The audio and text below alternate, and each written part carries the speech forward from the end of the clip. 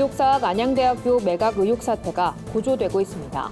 안양대 비대위는 세종시 교육부 청사 앞에서 대규모 집회를 열고 대진 성주회 측 이사 승인을 취소해달라고 요구했습니다. 예장 합동교단이 전국 목회자와 교회 직원들을 대상으로 성윤리 교육을 실시하기로 했습니다. 미디어 속 음주 장면이 음주율에 크게 영향을 미친다는 조사 결과가 나왔습니다.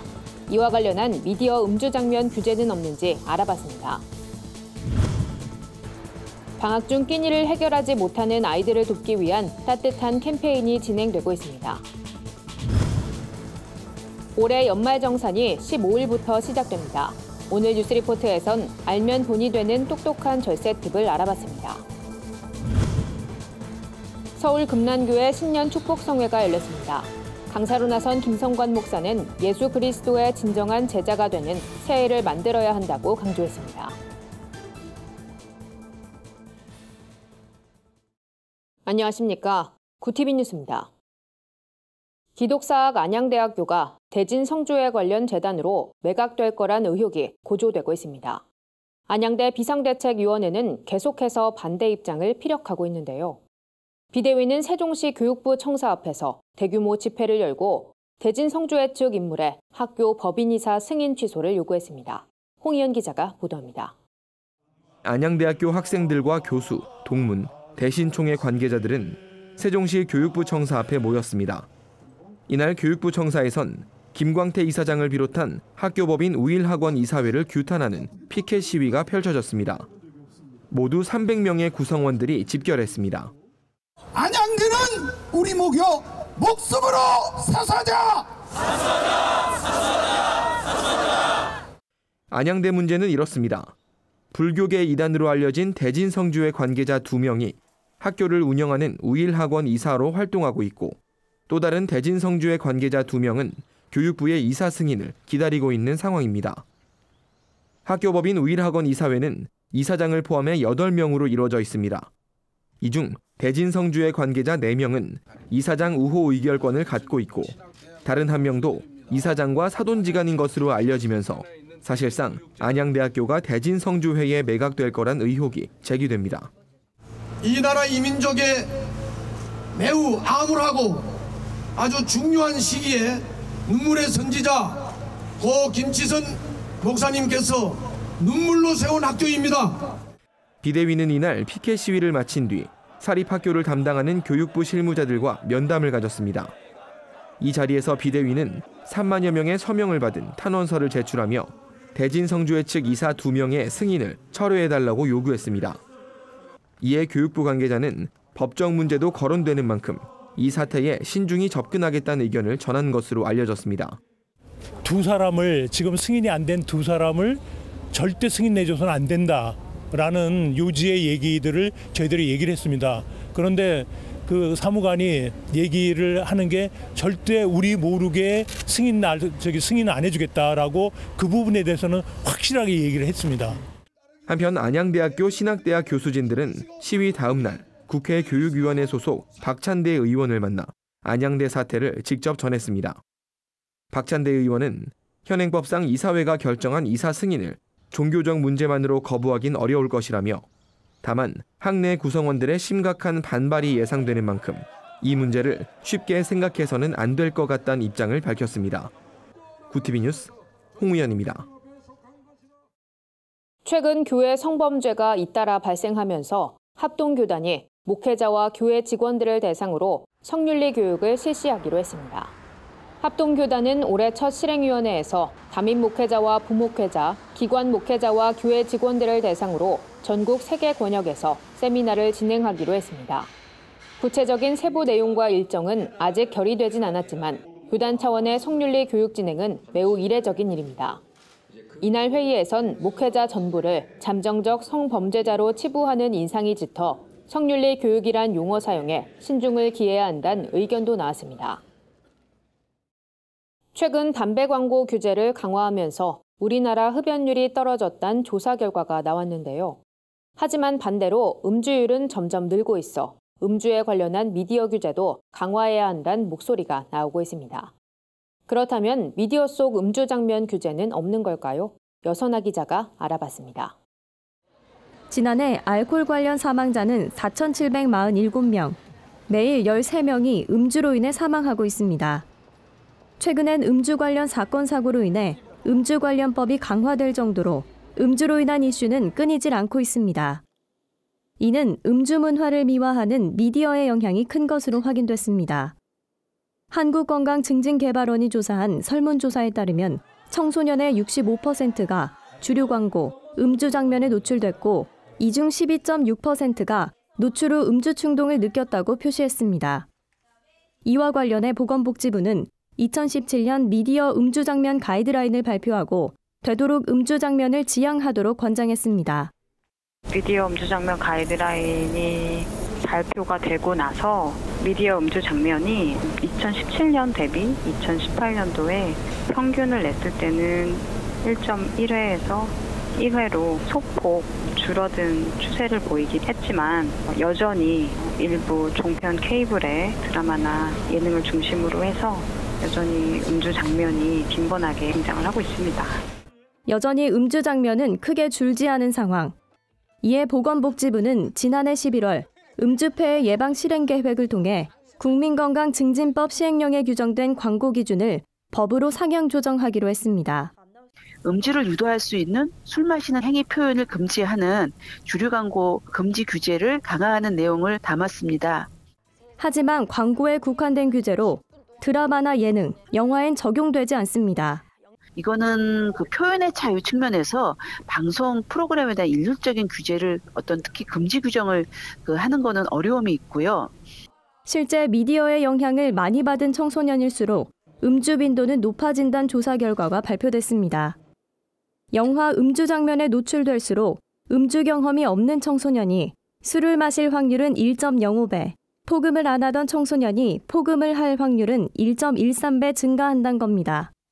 요즘 TV나 드라마를 보면은요, 그 음주 장면이 정말 아무렇지도 않게 나오는 거예요. 근데 그런 장면 때문에 요즘 청소년들한테 더 많은 좀 영향이 있는 것 같거든요. 그래서 그런 부분은 조금 미디어에서 좀 노출을 자제해 주셨으면 좋겠거든요. 표현의 자유도 인정해야 하지만 자유에는 책임이 따르는 만큼 미디어 음주 장면이 미치는 영향을 신중하게 고려해 프로그램을 제작할 필요가 있어 보입니다. 구티비 뉴스 여선아입니다. 아이들이 공부에 대한 부담은 내려놓고 잠시 쉼을 누리는 기간, 바로 방학이죠. 하지만 방학이 되면 급식이 끊겨 더 힘들어지는 아이들이 있습니다.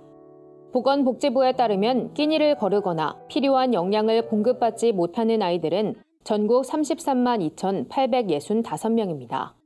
방학이 되면 급식이 끊기는 결식 아동들을 위해 지자체에선 방학 중 급식 카드를 지원하고 있습니다. 하지만 지원금은 4,000원에서 6,000원 선으로 하루 3끼를 먹기엔 턱없이 부족한 금액이어서 아이들은 편의점을 전전할 수밖에 없습니다. 이에 국제구호개발 NGO 굿네이버스는 지난 2002년부터 방학 중 위기아동을 돕기 위한 캠페인을 통해 급식과 심리 정서 지원 등을 전개하고 있습니다.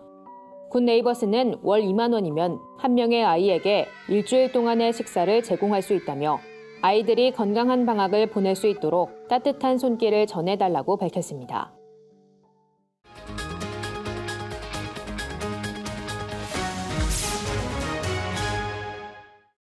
뉴스리포트입니다. 연말 연초가 되면 직장인들은 바쁜 일과를 보내게 되죠. 바로 연말정산 때문인데요. 올해는 연말정산이 15일부터 시작됩니다. 국세청이 연말정산 간소화 서비스를 제공하면서 예전보단 연말정산이 쉬워졌지만 일부 직장인들에겐 여전히 어렵기만 한 숙제인데요. 연말정산에서 중요한 건 소득공제와 세액공제입니다. 소득공제는 세금 매기는 금액을 줄여주는 것이고 세액공제는 세금 자체를 줄여주는 것인데요. 소득 세액공제 사항을 꼼꼼하게 살피고 서류만 제대로 챙긴다면 오히려 혜택을 받을 수 있다고 합니다. 특히 신용카드의 소득공제와 중소기업 청년 취업자에 대한 소득세 감면도 확대되는 등 올해부터 달라진 부분도 눈여겨볼 만한데요. 알면 돈이 되는 똑똑한 절세 팁들 한혜인 기자가 알아봤습니다.